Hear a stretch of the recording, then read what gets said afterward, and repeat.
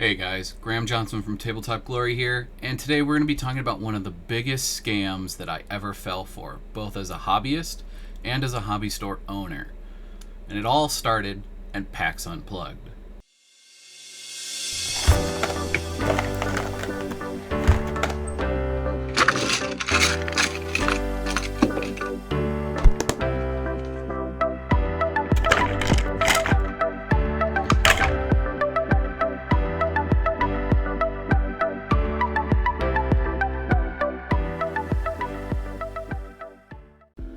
Alright, let's see how quick we can get through this without anything major getting lost in translation. So, this is me spilling the tea on a company known as Games and Gears. Now, I was first introduced to them through a mini wargaming video, which I don't think is available anymore.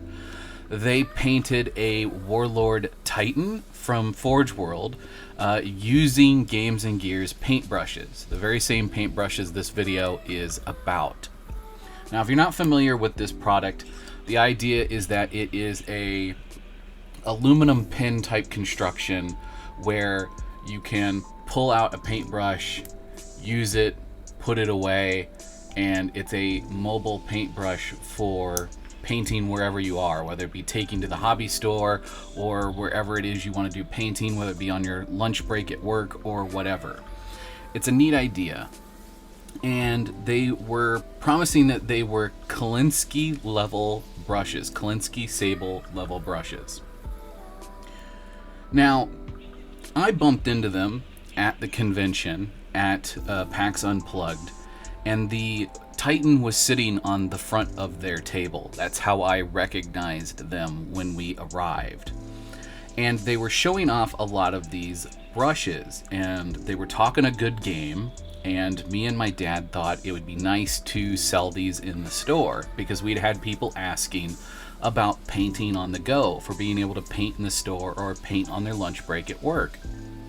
And so we started talking with the Games and Gears folks that were at that convention, one of which identified themselves as the owner of the company and the other identified themselves as their in-house painter. Now, I asked a bunch of questions about the Warlord Titan because I knew that it had been painted by Mini Wargaming. However, their in-house painter claimed that it had been painted by them, but couldn't explain to me how he had done anything on the Warlord Titan. This guy genuinely knew nothing about painting. It was very obvious after 5 minutes of talking to him. He was probably just dragged along to help do sales. Now, the owner of the company informed us that they were ready for retail stores, but they didn't have any retail stores. And us being located out of Florida, he saw this as a golden opportunity for us to kind of be like the sole proprietor of that corner of the country. He even said he was talking with a guy in New York and a guy in Washington State, and now all he needed was someone who was in Southern California, and he figured he would have the whole country on lock for having locations to sell their brushes. So we basically wrote up an agreement that we were going to be the sole proprietor of these paintbrushes. Now, later on, we found out that someone else in our area was selling these brushes, and they had been told the exact same thing. They had been made a boilerplate arrangement to be the sole proprietor of these brushes, and had no idea that we were already quote-unquote selling them. Now, at this point, we had pulled these from our shelves within a week of bringing these back home. And I'm going to get into this real quick. We were told that these brushes have a lifetime warranty, so that if they ever go bad or they ever go wrong, they will be replaced. And the idea is that you replace just the brush part, you keep the aluminum body, and you're good to go. Now, here's the issue. This is one of the brushes that we sold to a customer, and you will see it doesn't stay in the body. It will stay in the body when it's in its paintbrush form, but when it's in its stowage form, it won't stay in the body. Now, we made good on our end with the customer and let them pick out a set of brushes, and they were happy with it. They picked out a completely different set of brushes from different brands, and we basically just did a trade to get these bad brushes back and to let him have a good set of brushes. Now, where it gets kind of interesting is we attempted to use this lifetime warranty to replace the brushes that we didn't like, so we started going through them. Now, when we called, they assumed that we were trying to place an order for more brushes. And when we informed them we were doing a quality check and realized that half of the brushes they had sold us at PAX Unplugged were not good and would not stay together and would not hold their tip, and some of them were garbage when they were brand new, freshly opened, and would not hold their tip, they informed us that, oh, well, just write down how many of each size and of what color, because they're color coded, that you need replaced, and then send us an email. They never responded to that email, and they never answered the phone ever again. Now, if you go to their website, their homepage looks legitimate, but if you actually start scrolling through it and trying to click into things, none of it goes anywhere. None of it's real. However, when they're at a convention like PAX Unplugged, their website is live with information about ordering brushes. Now, I want to get into this real quick about their pricing structure that they did for us at the convention. Now, I know it's going to be hard to see, but this is a printout that we made the same weekend we were at the convention. And this is from their website. You can see there's their logo. Here's their product. The black brushes are $52.50. A whole set of their brushes is $127.50. The blue brushes are $52.50. The green brushes are $34.40. And there is a yellow set of brushes that was not on their website. But the prices that they sold these brushes to us at, we're just going to talk about the black set real quick. The black set on their website is $52.50. They then sold these to us at the con for 20% off of what their retail pricing was. We did not know what their retail pricing on their website was at the time, and the prices that they charged us was $52.50. So when we got home, we tacked 20% onto what we paid, and we're above their retail price. So, number one, we got scammed at the convention. We did not get convention pricing. We did not get retailer pricing. We did not get a deal. We paid the exact same amount that they were charging everyone else who was there at the convention, and then encouraged us to sell them over what their retail price was. Over the course of a couple of days from us coming back from the convention, we realized what a ripoff this company is. Me and my dad refer to Games and Gears as a modern-day snake oil salesman. They talk a good game. They have products that look all right when they show you in person, and then the quality is probably worse than what you're going to get if you were to buy drop-shipped things from China. Their quality is atrocious.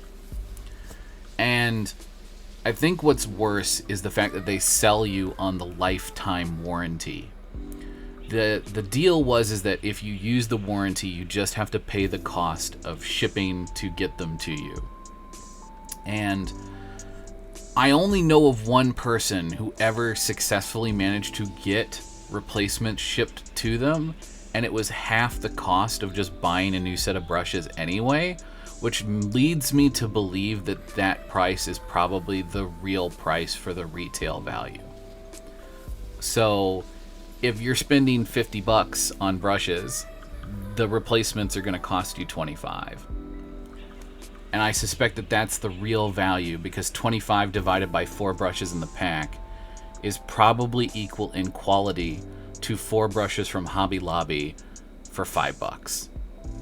That's not even a joke. The crappy brushes that you can buy at Hobby Lobby, they're bottom of the barrel, no brand name anything, are probably better than what you're going to get from Games and Gears. Now, that also having been said, If we look at this, it's labeled as Legends Kalinsky set. Now I know that's probably hard to read, but they're labeled as Kalinsky sable brushes. We contacted Kalinsky thinking that they would be able to help us with the warranty since Games and Gears wanted nothing to do with it. But the fact that Kalinsky themselves admit that they have no idea what Games and Gears is doing other than putting their name on it is a huge red flag that I wish I had known going in. And every time I've ever met someone who has bought one of these at a convention, within the first time of using it, they have deeply regretted it and said that it's one of the worst paintbrushes that they've ever used.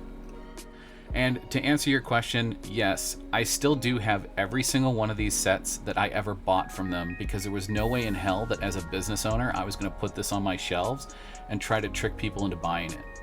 Because what ended up happening with the warranty is we got told that as a retail store, we were not allowed to use the warranty, which meant that I had to sell products that weren't worth selling to someone on the guise of, trust me, bro, they have a lifetime warranty. All you have to do is prove that you bought them from us and you'll get a replacement brush by the end of the week. That is such a scummy business practice that I wanted nothing to do with them, and I still have all of these brushes. I think one of the worst parts about this is we bought 50 sets of brushes, 30 of which they had at the convention with them. The other 20 they never sent us. So they got a significant amount of money out of me and my business, and we never even got all the crappy product for that money. So I'm going to attempt to use these to the best of my ability, and I'm sure there'll be a handful of them that are really nice just because it's dumb luck. It's a numbers game that there's bound to be a handful of good ones in this whole box. But yeah, I'm not excited about this. I don't know why, but I kind of want to put them to the test. I think over the next couple of days, or the next couple of weeks really, I think you guys are going to see me using these in videos, and I'm going to try to use them to the best of my ability as regular paintbrushes. Like I said, they don't want to stay together, and some of these are so stuck together that you would swear they're glued together. In fact, I've grabbed a brand new blue one, and you're not going to be able to see it on camera, but I can see that they're not all the way together. And you can see because of the aluminum body, it makes it kind of hard to get a good grip on them to actually get them open. But you saw how much force I had to put on that to get that open. You shouldn't be doing that to your paintbrushes. Like, you shouldn't have to retch with the enforcity of made up words, because I just realized how many words I made up there. But that's insane. You shouldn't have to do that. And I'm sure putting this back together is going to equally be, well, not quite as bad, but yeah, it's nasty stuff. It's low quality. It's not precision.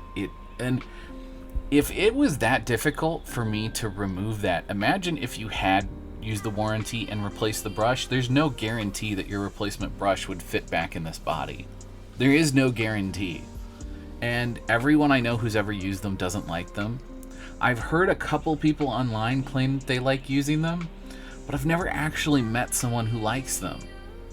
And every time someone spends money on them, they say it's one of the worst things they ever spent money on at a con.